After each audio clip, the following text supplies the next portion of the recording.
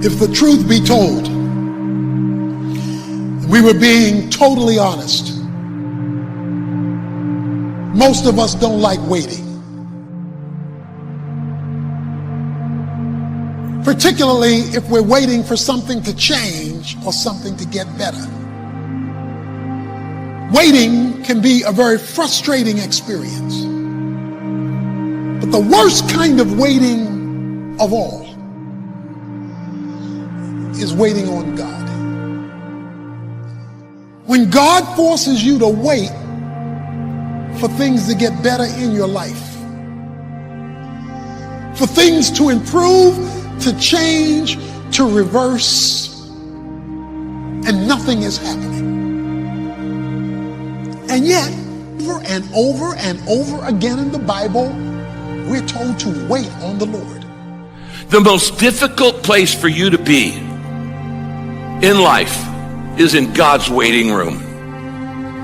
In God's waiting room. Some of you are in God's waiting room right now. What is God's waiting room? When you're in a hurry for something to happen and God isn't. That's God's waiting room. Some of you are in a hurry to graduate. Some of you are in a hurry to get married. Some of you are in a hurry to start a family. Some of you are in a hurry to launch a new business, to close a big deal. Some of you are in a hurry for a big goal, a big dream, a big accomplishment. Some of you are in a hurry for all kinds of different things, and God isn't. And one reason we get in a hurry is we think we're falling behind. Our friend is getting married. Our coworker got promoted. The neighbors moved into a new house. We got to make things happen. We're being left out. Well, here's the key. What has your name on it will not go to anyone else. We don't like to trust somebody else's timing. Why? Because we lose control. And so we'd rather than trust God, because trusting God means, my goodness, I actually have to trust God. We'd rather go, listen, I like the plan and purpose you have for my life, but can we do it my way? And here's the funny thing.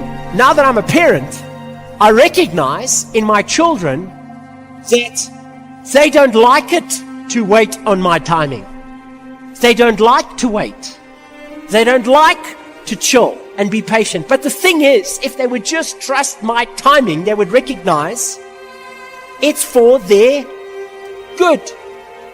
It's for them to be blessed and prosperous. And so you can live life frustrated, anxious, stressed out, angry, or you can rest and go, God, I have to trust in your timing. Another thing you have to learn in life is that a delay is not a denial. There's a big difference between no and not yet. Now, immature children don't know the difference. You tell a kid, not yet, they start crying and having a hissy fit because they think it means no. They don't understand a delay is not a denial. We all have things that we're waiting for. Problem to turn around. When it's taking longer than we thought, it's easy to get discouraged, to become impatient. But sometimes it's not happening because we're not prepared for what God has prepared. You need more time to grow, to develop, to gain experience. Patience is developed in the wait room. Before you see what God promised, God will send you to the wait room. You may not like it. Other people are in the game, making progress. You're stuck waiting. You may not see anything changing, but something is happening. Patience is working. You're growing, developing, getting you prepared so you can sustain what God has coming. Don't get discouraged because it's not happening as fast as you would like. When He knows you're ready, what you give birth to is going to be much bigger than you've imagined. Maybe you've been praying, being your best, but you don't see anything changing. Have a new perspective. You're in the wait room. You're not falling behind. God has you right where He wants you. Now do your part and wait with a good attitude. Thank you that what you promised is on the way. If you will wait with the right attitude, after patience has done its work, you're going to see promises come to pass. Don't allow a moment of agony to make you draw a conclusion about life prematurely. Because if you just keep on walking with God, God has a way of making everything all right. But He warns us that the steps of a good man are ordered by the Lord. Now, the term steps implies process. Means it's going to take a while. Because a blessing given too soon is not a blessing at all. I can give my son the car keys now, but had I given it to him when he was 5, it would not have been a blessing at all. He can't handle it. So would I be a good father if I gave him a good thing too soon? Sometimes my goodness is proven by my ability to say not yet. You see, while you're working on your project, your goal, your dream, your vision, God's working on you. And God's much more interested in you than in what you're trying to accomplish. Because you're not taking your accomplishments to heaven, but you are taking your character. And sometimes God says, yeah, I intend to give you what I've promised you. I intend to answer that prayer. I intend to fulfill the vision, but you're not ready yet. I want you to grow, and when you're ready, then it's going to happen. And I'll admit, I don't like to wait. I like to make progress. I like to get things done. But I've learned some things take time. So much is developed in the process. When you're doing the right thing, but nothing's changing, remember, something is happening. You're growing. You may not like it, but you can't bypass the process. David said, God, my times are in your hands. I not only trust your ways, but I trust your timing. When I'm ready, when I can handle it, you will take me to new levels of my destiny. Something may have your name on it. You know God has put it in your heart. But if it happens too soon, the blessing will become a burden. Sometimes God proves His love to us by what He's not letting us have. We just have to spend more time in the weight room, growing, learning to trust God, learning to keep a good attitude when things aren't going our way. The sooner we pass these tests, the sooner God will release what belongs to us. You can never lose faith. When you don't see no way how, you have to buckle down and keep believing. God is always coming. The moment you ask God for something, He boxes it up and He ships it to you. It's going to come. He just don't tell you when. But He don't tell you when the package is going to arrive. So here's the deal. He wants you to stay in faith to receive the package, because He only delivers to Faith Street. That's how it works, man. Let me tell y'all something. Being successful is not a magic trick. You just have to learn the principles of success. I am telling you, your education ain't got nothing to do with it.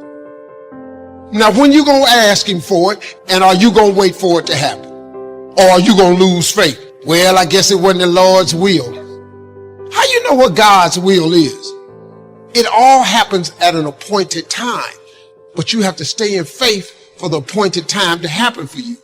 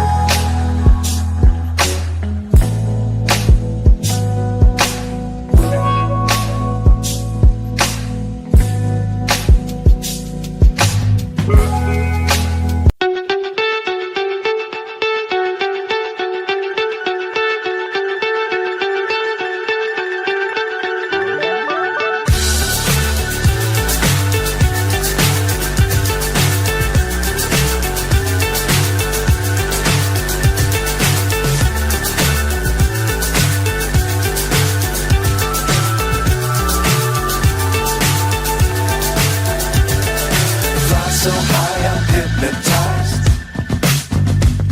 What's up is down, what's left is right. Chasing stars and holding you. I can't see the end, but we'll see it through.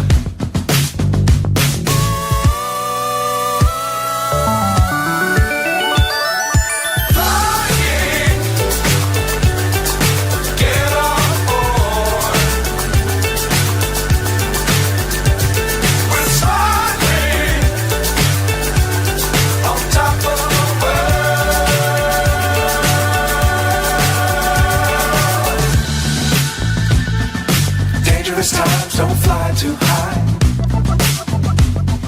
Be sure to keep the ground in sight. Fly forever if you keep it tight.